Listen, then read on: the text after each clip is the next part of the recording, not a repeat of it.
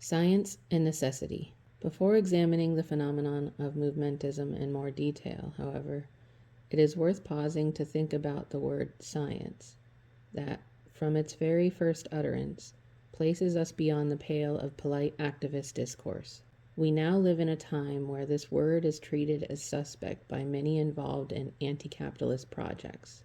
Woe betide those who would connect it to the word revolutionary and speak of a scientific assessment of struggle. There are, of course, laudable reasons behind this suspicion.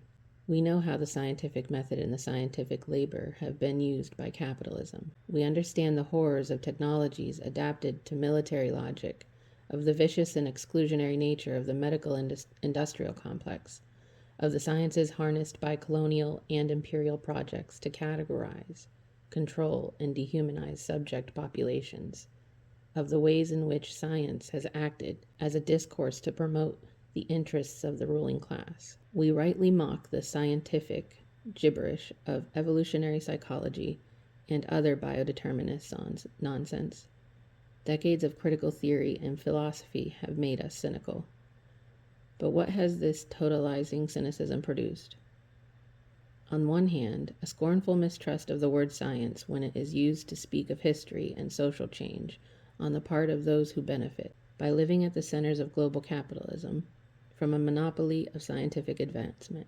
On the other hand, a conscious anti-scientism and flight back into mysticism that was not only evident in the U.S. hippie movement in the 1960s, but in every contemporary collaboration with religious obscurism. Both rejections of science combine and diverge in every movementist space. Often we encounter a suspicion of science premised on the assumption that it is a European dogma, not different from a religion, that suppresses the worldviews of those who were Europe's victims. While we should be aware that colonial conquest was, in part, achieved through the cultural suppression or the spirituality of the colonizer, Judeo-Christianity, was treated as rational, and perhaps even, though wrongly, scientific. In comparison to the supposed barbaric spirituality of the colonized, there is a problem with Europeanizing science as a whole. Here, science is treated as a colonial practice and spirituality the business of the colonized. The latter may even be fetishized, and in this fetishism, appropriated in the most racist, though implicit, sense of the term. Assuming that science is something invented by Europeans, however, is to erase all of the scientific practices and discoveries of those peoples European colonialism genocided and colonized, stealing and claiming scientific discoveries in the process. If we are to reclaim the immediacy of the communism as necessity, then we must also reclaim the conceptual meaning of science. In the crudest sense of the scientific advancement, of the technological instruments, this fact should be obvious. Capitalism possesses a monopoly over those technologies that are capable of maintaining social control, guns, tanks, drones, etc. We will not topple this brutal system through mediation of any sort, let alone our moral and spontaneous will to speak truth to power, in innumerable demonstrations where the state's police and military are better prepared than the average protester. Movementism has already produced a mythology of struggle that would lead us to believe otherwise, a moralism that runs counter to reality, wishful thinking that if we are all out in the streets, all spontaneously producing an insurrection, the state's technological machines will refuse to initiate a bloodbath. Let us go deeper into this problem, though, so as to think the possibility of scientific thought. To reclaim the concept of science is more than simply recognizing the efficacy of instruments. It concerns anti-capitalist theory itself.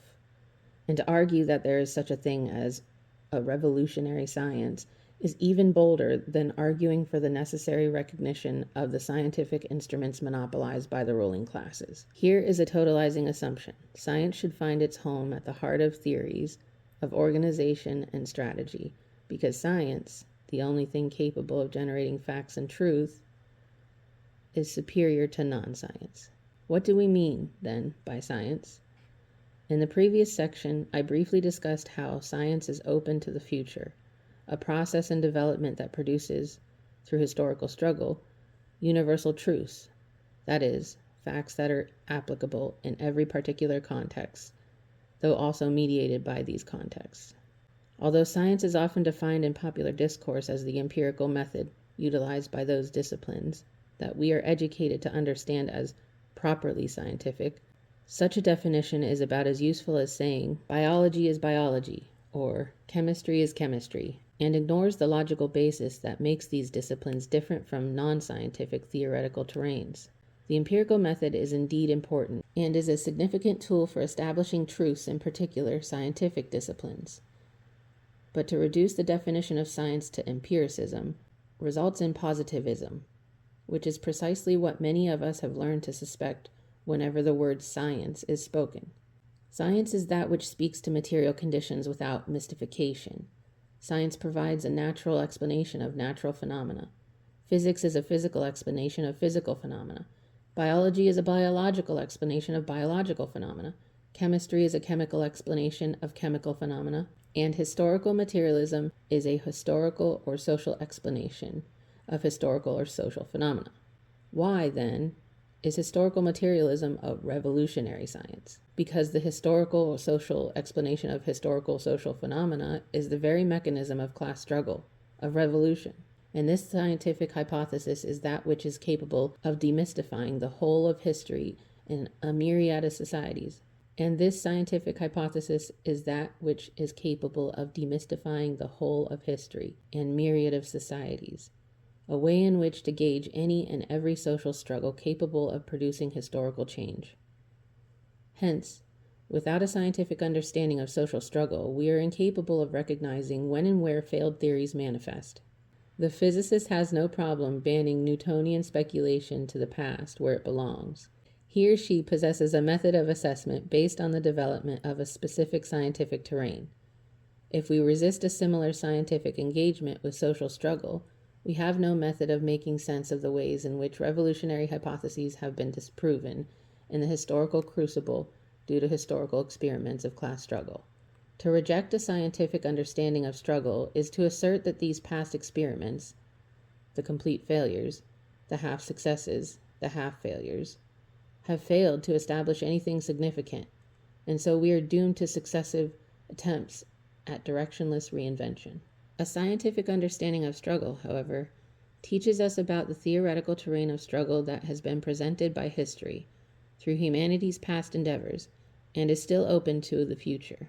Which social struggles establish new truths due to marginal but universalized successes? Which successive social structures learned from these past establishments of truth and went a little further before also meeting failure? How, then, do we apply what has been scientifically proven in these social experiments to our particular circumstances so as to go even further? These are questions that can only be asked if we have the meter of science to gauge our practice, thus demanding, at every moment of struggle, an attention to necessity. Without such an understanding of reality, we have no way of making sense of our practice. We might as well forget the past, act as if everything is particularly unique, and ignore every moment when the repetition of failure ought to be treated as obvious. Movementism receives its strength in this grand project of forgetting.